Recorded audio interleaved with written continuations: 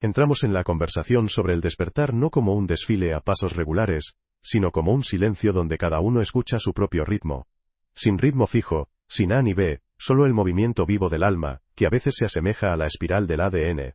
Regresa a donde ya has estado, abre puertas que no has notado, y te enseña a mirar el mundo sin los lamentos del ego. Sea cual sea tu estado actual, confusión, curiosidad, dolor o la carga de la responsabilidad, también es parte del viaje, y es tuyo. El propósito de esta charla es simple: ayudarte a reconocer el escenario en el que te encuentras sin juzgarte, y darte pautas sutiles para el siguiente paso. No para probar una teoría, sino para agudizar el oído del corazón. Porque el crecimiento espiritual rara vez es una línea recta. Más a menudo nos enseña a bailar con lo desconocido. Un paso adelante, medio paso atrás, una pausa, un respiro.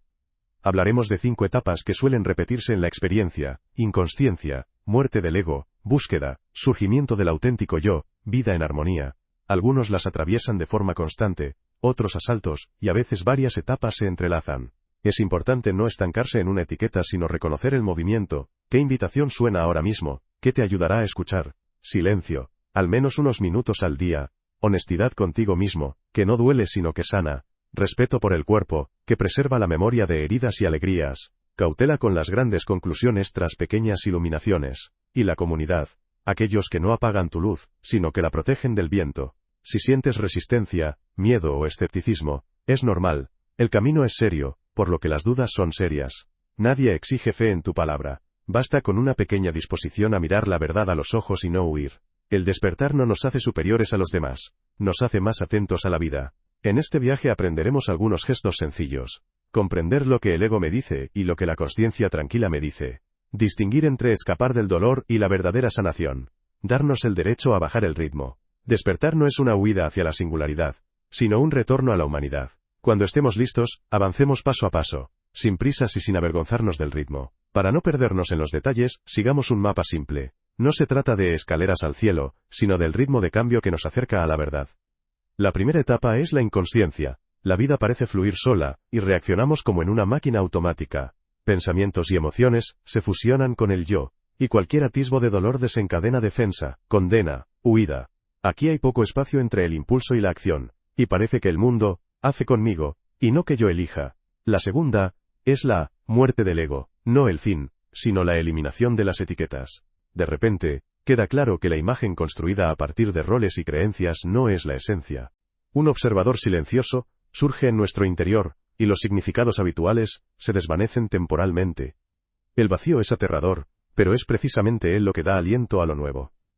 La tercera es la búsqueda. El corazón pregunta por el significado, y recurrimos a los libros, la oración, la meditación, las comunidades. No solo con la cabeza, sino con todo nuestro ser, buscamos la verdad: ¿quién soy? ¿Por qué vivo? ¿Qué es Dios?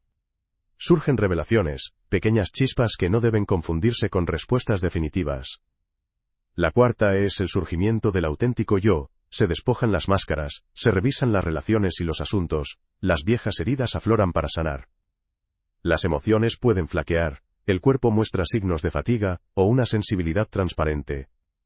Aprendemos a decir la verdad sin crueldad, primero a nosotros mismos, y luego a los demás.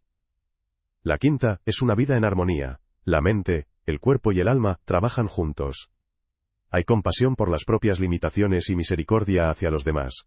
Porque cada uno sigue su propio camino y hace lo mejor que puede. Crece una sensación de interconexión con el mundo creado, e incluso las zonas sombrías de la existencia se perciben no con cinismo sino con comprensión. Esta carta no es para linchar, sino para un discernimiento sutil.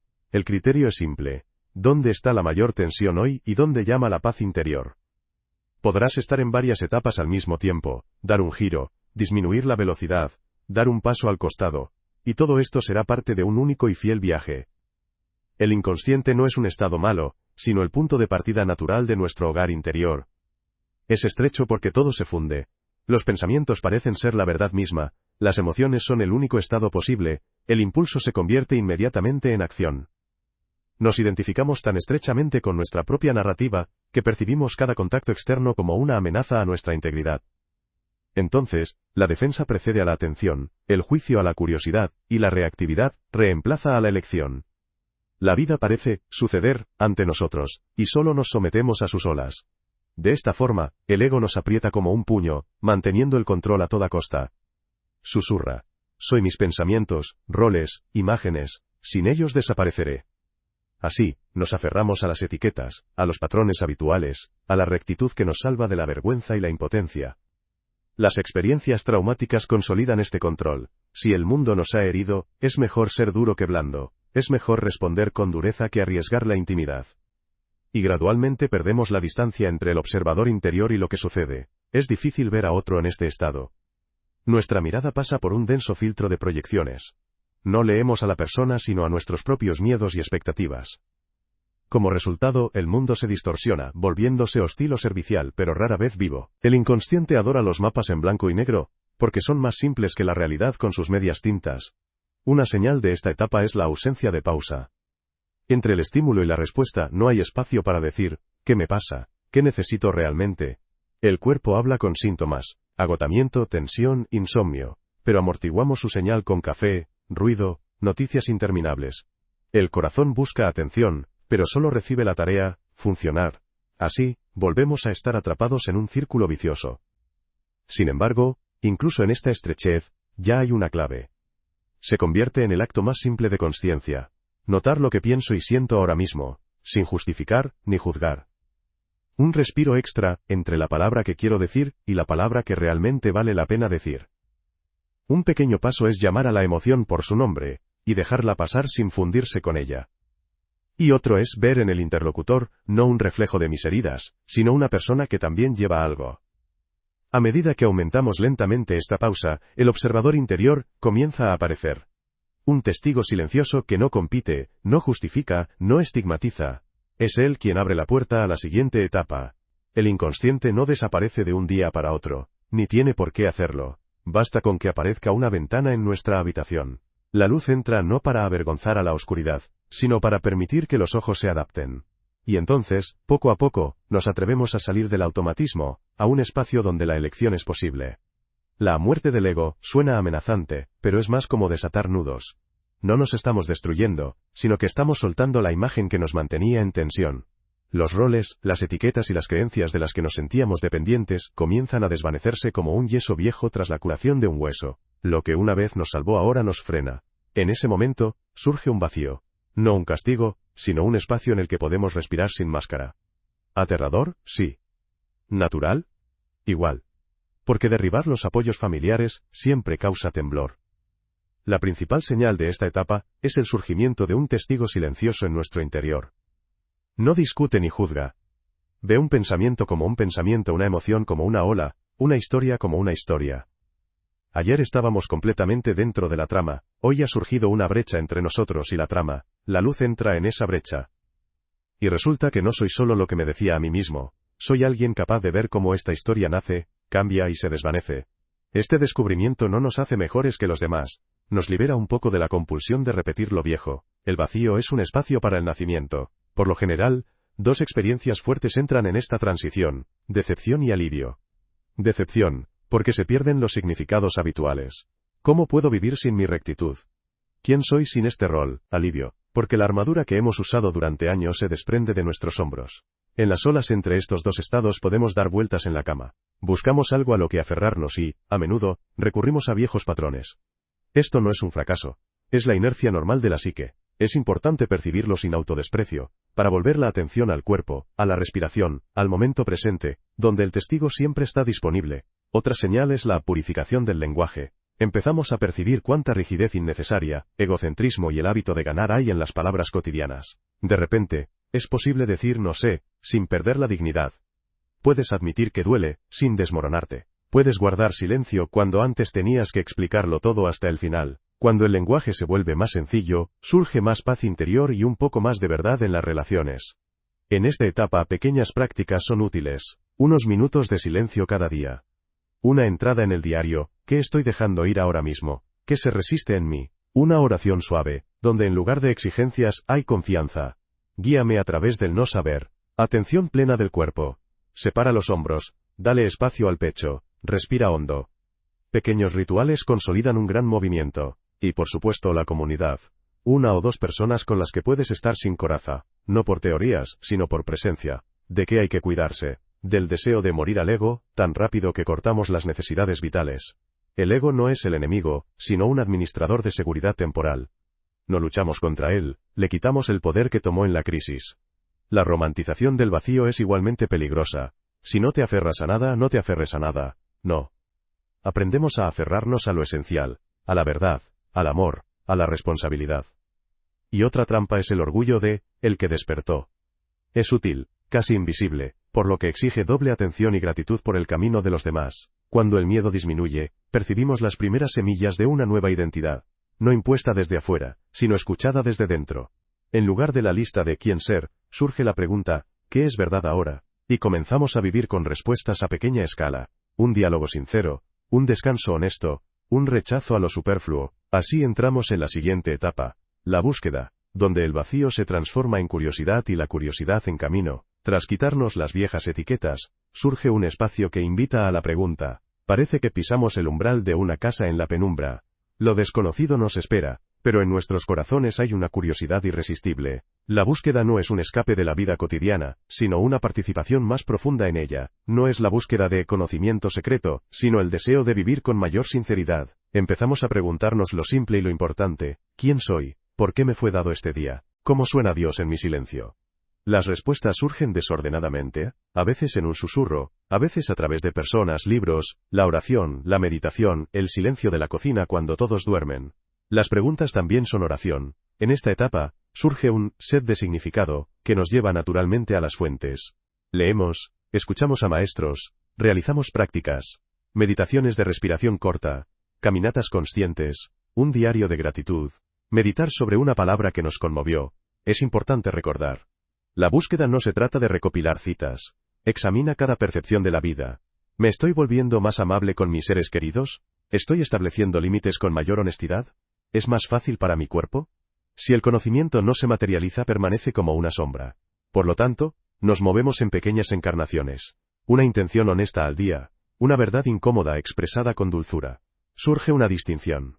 Aprendemos a distinguir la voz de la conciencia de la voz del miedo, la inspiración del impulso de escapar. Es útil plantearse 3 preguntas ante cualquier enseñanza. ¿Conduce al amor? ¿Aumenta la responsabilidad? ¿Libera de las adicciones? Si al menos una respuesta es, no, vale la pena reducir la velocidad. La búsqueda requiere no solo pasión, sino también sobriedad. Es ella quien te protegerá de los extremos, la adoración al gurú ideal, la devaluación de tu experiencia, los circunloquios espirituales, cuando las prácticas encubren un dolor incurable. Los síntomas de este periodo suelen ser físicos, aumenta la sensibilidad, se alteran los ritmos del sueño, surgen sueños vívidos, y a veces oleadas de tristeza sin razón aparente. Nuestra psique está sintonizada con un espectro más amplio. No tengas miedo, dosifica la información, apoya el cuerpo con agua, movimiento, calor, comienza el día con anclas sencillas. 3 respiraciones profundas antes de una reunión, 1 minuto de silencio en el pasillo, una breve oración en lugar de un mensaje irritante. La búsqueda ama una rutina en la que puedes arraigarte. La comunidad aquí es invaluable. No es un club de fans de opiniones, sino un lugar de atención mutua, donde tu experiencia no es ridiculizada ni idealizada. Un interlocutor confiable a veces es más útil que 100 videos. Vale la pena tener un mentor, no omnisciente, pero sí responsable. Alguien que sepa escucharte y te devuelva a la verdad, y no a ti mismo. Y vale la pena tener soledad, un momento en el que nadie te incita, y aprendes a escuchar tu interior. Lo más importante es no apresurarse. La búsqueda no termina con un hallazgo. Nos convierte en personas capaces de vivir con el secreto sin pánico. Cuando la siguiente revelación brille con demasiada intensidad, intenta dedicarle una noche de silencio, y por la mañana, revísala con tareas sencillas. ¿Trajo paz? ¿Aportó humildad? Si es así, es una pizca de verdad. Si no, quizás sea otro fuego artificial del ego. Y luego, con delicadeza, volvemos a las preguntas que no se cansan de esperar respuesta. Cuando amaina la primera tormenta de la muerte del ego, la superficie del agua aún ondula, pero ya podemos ver nuestro propio reflejo, más simple, más auténtico. El yo auténtico no emerge como una nueva máscara, más bien, lo superfluo se desvanece y lo interior cobra voz. De repente, es difícil fingir. Las bromas se vuelven menos quisquillosas, las aprobaciones menos automáticas, el sí y el no, más cercanos al corazón. La incomodidad de fingir ahora, es mayor que el miedo a ser uno mismo.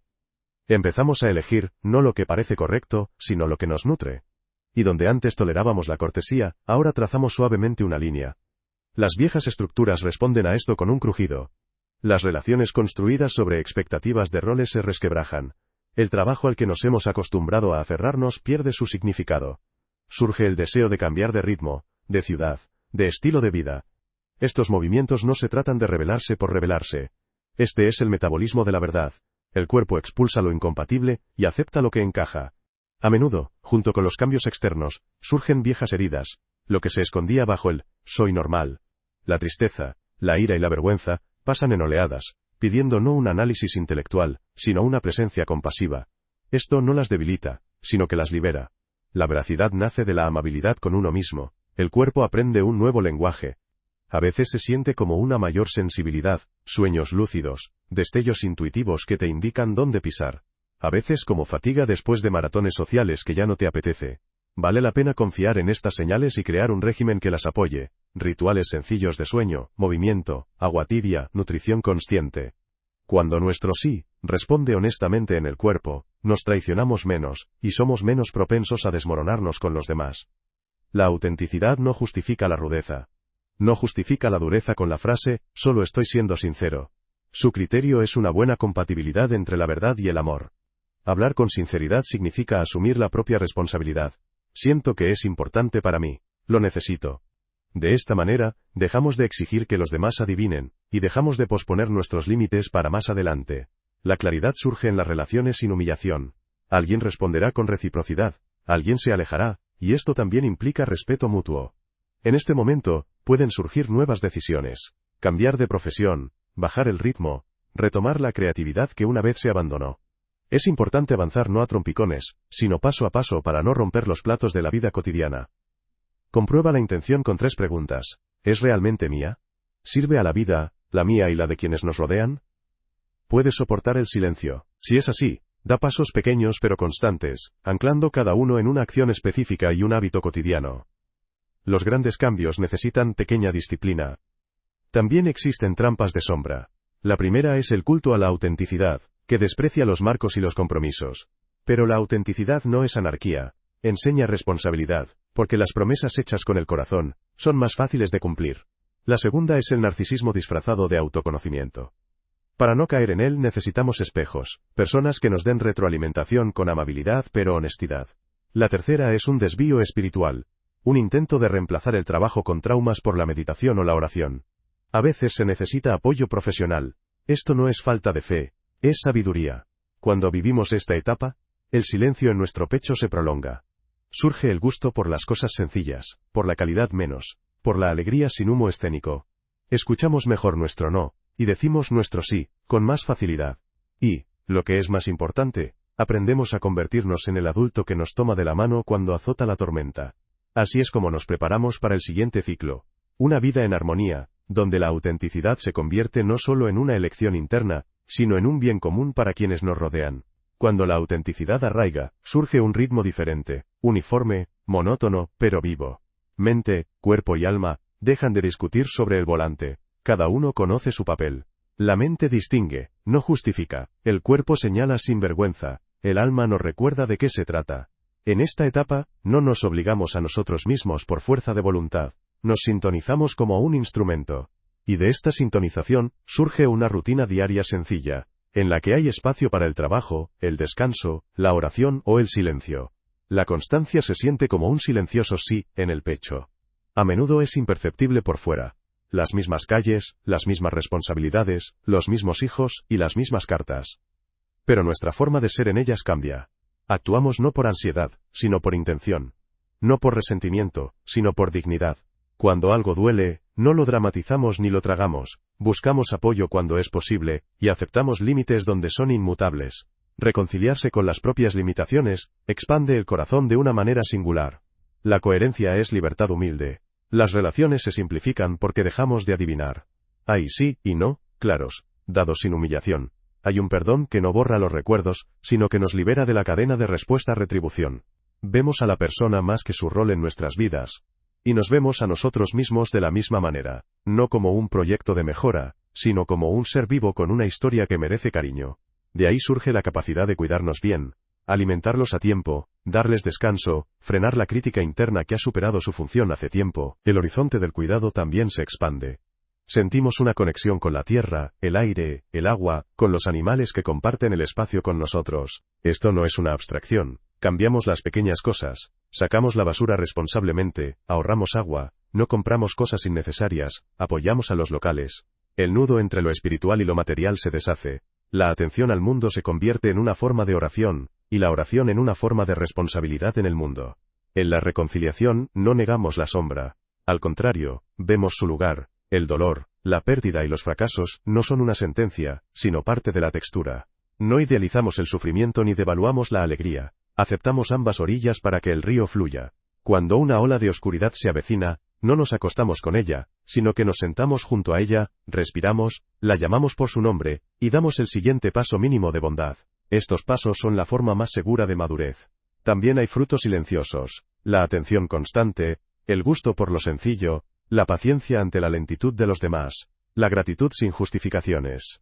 Hay pequeñas promesas que nos hacemos a nosotros mismos y a Dios, cumplir nuestra palabra, no juzgar precipitadamente, plantear una pregunta en lugar de una conclusión en cada discusión al menos una vez. Estas pequeñas lealtades crean una sensación de hogar en la vida, donde los demás también están en paz. La armonía no es un estado definitivo, requiere cuidado, volver al silencio cuando el ruido aumenta, a la atención corporal cuando la cabeza se acalora, a la comunidad cuando la soledad se consolida. Pero es más fácil volver cada vez, porque ya conocemos el camino. Y de este sendero conocido nace una fuerza suave que no grita, sino que sabe mantener el rumbo incluso con viento en contra. Una transformación suave comienza con un ritmo. No con recomponerte, sino con darte una mano. Unos minutos de silencio cada día, en la cocina, en el autobús, en el pasillo antes de una reunión, no son un lujo, sino una base. Siéntate derecho, siente el apoyo bajo los pies, exhala lentamente más larga que la inhalación. Nombra en voz alta, conmigo ahora, y añade una palabra, tristeza, alegría, ansiedad. Cuando un sentimiento tiene nombre, deja de reinar en secreto. El segundo paso es la oración o concentración, que no requiere corrección en sí misma. Una simple frase basta, estoy aquí, enséñame la verdad. Repítela como una piedra en el bolsillo que te calienta la palma. Si las palabras no funcionan, escucha el silencio. Pon la mano sobre el esternón, sincroniza el ritmo de tu respiración con los latidos del corazón. La oración no siempre es una conversación, a veces es copresencia. Anota las pequeñas cosas. 3 líneas cada mañana. ¿De qué estoy agradecido? ¿Qué necesita gracia? ¿Cuál es mi próximo paso sincero? Nada de grandes planes, solo lo que pueda encajar de forma realista en el día. Una intención escrita es más fácil de mantener que un vago, necesito cambiar. También es útil establecer límites. Hoy no miraré el móvil antes del desayuno, después de las 8 de la tarde sin discusiones. Pequeñas prohibiciones protegen grandes sí. El cuerpo es tu aliado. Exploración de 2 minutos. Pies, espinillas, rodillas, caderas, abdomen, pecho, hombros, cuello, mandíbula. Si hay tensión, relájala suavemente con una exhalación. Si la emoción es intensa, abrázate con los brazos, presiona ligeramente los hombros, así el sistema nervioso recibe una señal de seguridad. Bebe agua, sal a la luz, muévete como tu cuerpo te lo pide, no como te dicta tu ideal. La espiritualidad profunda siempre es amiga de la fisiología. Pequeños rituales cambian grandes destinos. En las relaciones, practica la claridad sin agresividad. La fórmula es simple. Cuando ocurre X, siento Y y necesito Z. Podemos tenerlo en cuenta. No es magia, pero suele aliviar la mitad de la tensión. Si la otra persona no está lista, mantén el límite. Hablemos cuando podamos estar atentos. Y no olvides el espejo de la ternura. Trátate como a un niño cansado. La comunidad es oxígeno. Busca 2 o 3 personas o un grupo pequeño donde se valore la presencia, no la corrección. Acuerden reglas sencillas. Confidencialidad. No dar consejos sin preguntar. Hablar en primera persona y terminar la reunión con un breve silencio. Estos marcos crean un espacio donde germina la valentía de ser. Mantén una dieta de información. Lo que entra por los ojos y los oídos, se convierte en la química del cuerpo. Limita los flujos que oscilan y añade los que arraigan. Naturaleza, música sin palabras, textos breves y profundos. Introduce un sábado digital, unas horas a la semana sin pantallas. En este momento, cocina comida sencilla, limpia, toca la realidad con las manos. Así es como el alma regresa de la distracción. Cuando surjan viejas heridas, no te apresures a reescribir la trama con fórmulas espirituales. Primero, la seguridad, la respiración, el contacto con el cuerpo, la confianza en un objeto específico de la habitación con la mirada. Luego, la compasión. Esto duele, y estoy contigo. Si las experiencias son excesivas, contacta con un especialista. La madurez es saber cuándo se necesita ayuda. Nadie está obligado a afrontarlo solo. Y, finalmente, recuerda la medida. La alegría también es una práctica. Encontrar un pequeño rayo cada día y permitirte tenerlo. Un sorbo de té caliente, una sábana limpia, la risa de un amigo. No son nimiedades, sino ladrillos de la casa interior. Desde un hogar así es más fácil responder a la llamada del camino. Todo camino tiene sus desvíos, y en el camino espiritual, estos suelen disfrazarse de ideas de luz. Ya lo superé. Todo es una ilusión. Tienes que estar por encima de las emociones. Estas frases suenan puras pero a menudo sirven como escudo contra el dolor. Los desvíos espirituales ocurren cuando interponemos prácticas y enseñanzas entre nosotros y nuestras propias heridas, como una cortina para no mirar en su dirección. Exteriormente hablamos de amor y aceptación, pero por dentro estamos insomnes, entumecidos y solos. La verdadera luz no teme entrar en la oscuridad, no se apaga, sino que ilumina lo que necesita cuidados delicados. Existe la trampa de la comparación. Las percepciones de los demás se convierten en la medida de nuestra profundidad, y nos menospreciamos o condenamos a los demás. La comparación corroe la atención a la vida que sucede aquí y ahora, a un niño específico que pide ser mirado, a un cuerpo cansado, a la palabra que es mejor no decir. El criterio de madurez es más simple que la evaluación de experiencias. ¿Ha aumentado el amor y la responsabilidad en mis decisiones cotidianas? Existe la trampa de competir por la verdad. Luchamos con conceptos, donde cada frase es como una lanza contra un oponente, y casi olvidamos que la verdad siempre nace en el silencio, donde hay espacio para las preguntas. Donde las discusiones se acaloran, el corazón se apaga, donde nos permitimos estar en la ignorancia, nace la atención. No toda certeza es claridad, a veces es ansiedad cansada disfrazada de firmeza. Otro peligro es la dependencia de un maestro o una comunidad. Cuando dejamos de escuchar a nuestra propia conciencia, y la reemplazamos con la sabiduría generalmente aceptada, perdemos el sentido del camino. Un buen mentor no te alquila la voluntad. Te enseña a devolverla a ti mismo. Si una comunidad castiga el cuestionamiento o celebra la lealtad total, ya no es un hogar espiritual, sino un sistema de control. La madurez siempre incluye la libertad de partir, sin dramas ni odio. También existe la trampa del espejo, la autosuficiencia orgullosa. Proclamamos, mi camino es solo mío, y imperceptiblemente, nos aislamos de la corrección y el apoyo. En esta soledad, es fácil confundir la intuición con el impulso, la llamada con la huida, servir a la verdad, con eludir la responsabilidad hacia los seres queridos. Los límites sanos no se oponen a la comunidad, la hacen más posible, porque todos acuden no para absorber, sino para encontrar reciprocidad. El trauma no desaparece de las fórmulas, requiere ritmo, presencia y testigos.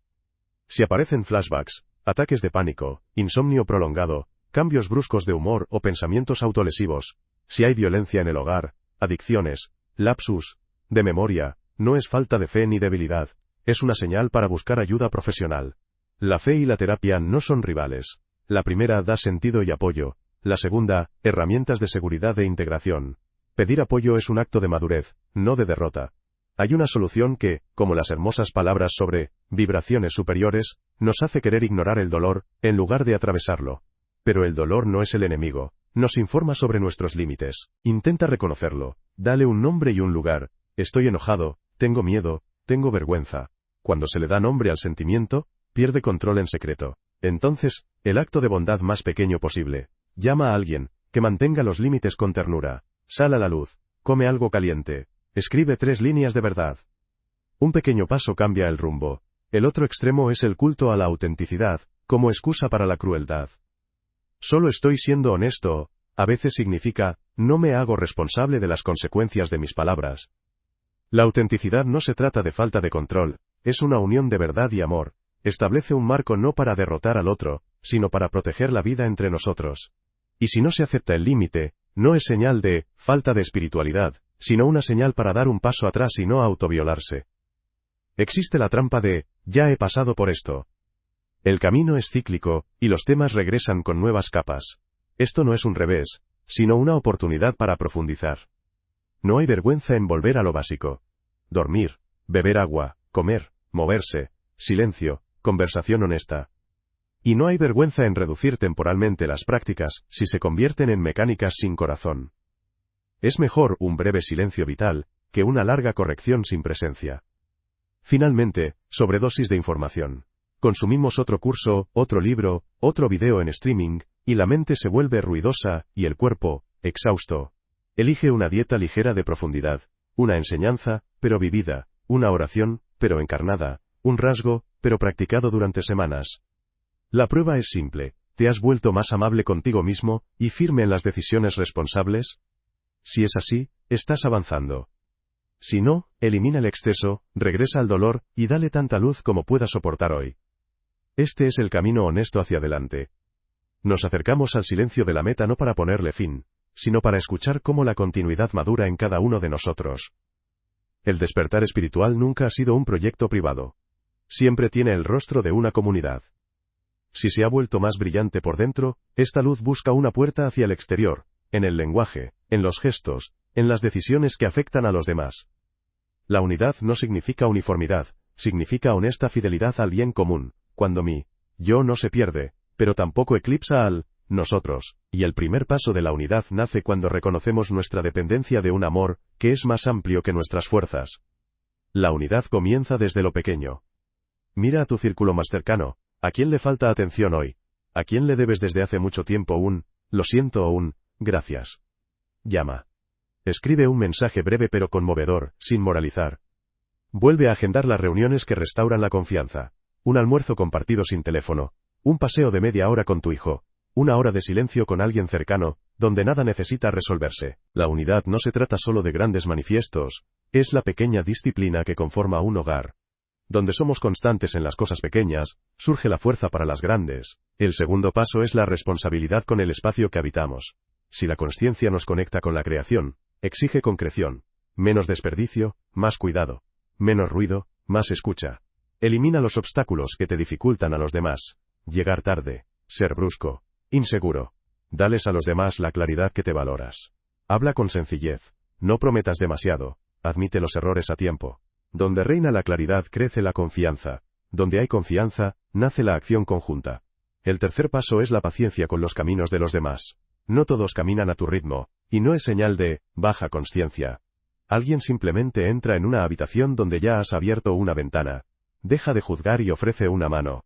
En lugar de consejos, haz preguntas. En lugar de diagnósticos, mantente presente. Que tu verdad sea suave y tus límites firmes. La unidad no se basa en la fusión, se basa en la libertad de cada uno y en los límites amistosos entre nosotros. La esperanza se practica. No siempre surge del sentimiento, más a menudo, por elección. Cuando la oscuridad se agudiza la nombramos abiertamente, pero no le damos las riendas. Hacemos el mínimo bien posible. Preparamos comidas sencillas y las compartimos. Apoyamos iniciativas de ayuda mutua. Donamos tiempo y habilidades donde nuestra contribución se multiplica. Oramos por quienes son difíciles de amar. Así, la esperanza se convierte en un arte, no solo en un estado de ánimo. Y de este arte surge una paz que sana notablemente el ambiente entre las personas. ¿Cómo orar cuando no se escuchan las palabras? Empieza con gratitud. Por el aliento. Por la mano que te sostuvo. Por la lección que resultó dolorosa pero verdadera. Luego, una simple petición. Enséñame a ver dónde están mi lugar y mi fuerza suave hoy. Nombra a aquellos con quienes es difícil. Bendícelos sin comentarios. Guarda silencio un poco más de lo conveniente, y confía el silencio a aquel que escucha incluso antes de las palabras. Cuando el corazón está cansado, la oración puede ser un gesto, una vela encendida, las palmas sobre el pecho, un paso lento en el patio nocturno. El Señor no solo lee textos, nos lee a nosotros. La esperanza es la decisión de volver. Finalmente, algunas promesas sencillas, que vale la pena mantener ante ti. Elige un acto de amor cada día que nadie vea. Cada semana, retoma la conversación que has estado posponiendo. Revisa tu sí y no cada mes para vivir con más honestidad. Y en cada discusión, pregúntate al menos una vez. ¿Qué es más importante que mi rectitud aquí y ahora? Estas pequeñas lealtades son invisibles a la distancia, pero son las que construyen el campo de confianza sobre el que crecen los grandes árboles. Si sientes una calidez serena al leer esto, atesórala. No dejes que se derrame en las primeras discusiones del día. Llévala a tu vida diaria y deja que impregne los movimientos más sencillos. Y si en cambio surge el escepticismo, también está bien. Llévalo al silencio y di, no sé cómo, pero quiero aprender. La esperanza no pide ayuda. Esta pequeña disposición le basta. Y entonces, incluso un pequeño paso, se convierte en un camino, y el camino en un hogar común, donde puedes vivir sin miedo. Amén.